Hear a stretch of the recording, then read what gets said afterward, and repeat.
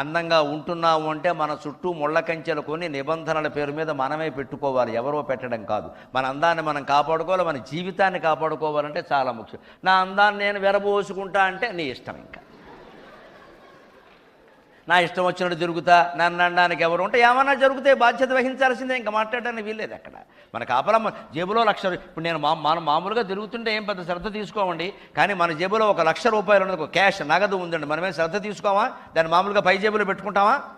దాన్ని ఎక్కడ పెట్టాలో జాగ్రత్త పెడతాం కదా, మాటిమాటికి చూసుకుంటాం కదా. జేబులో ₹100 అన్నప్పుడు మనం ప్రయాణం చేసే విధానం వేరు, ₹1,00,000 అంటే మనం ప్రయాణం చేసే విధానం వేరు. మారిందా లేదా? ఖచ్చితంగా. బంగారపు ఆభరణాలు ఉంటే మనం జాగ్రత్తగా చూసుకోవడం వేరు, ఆభరణాలు లేకపోతే మనం వ్యవహరించే విధానం వేరు. అందం అన్నిటికంటే ఆభరణం కదా, అందం ధనం కంటే గొప్పది కదా, అన్నిటికంటే గొప్పది కదా. దానికి నిబంధనలు మనం పెట్టుకోవద్దండి. పైగా ఎవరన్నా పెద్దవాళ్ళు చెబితేనేమో నువ్వు చెప్పావు అంటాం. ఎందుకోసం చెబుతారు? మన మేలు కోసమే కదా చెప్పేది. తర్వాత జీవితం పాడైపోయిన తర్వాత, జరగకుండా అవమానాలు జరిగిన తర్వాత బాధపడడం కంటే prevention is better than cure. Download ShareChat.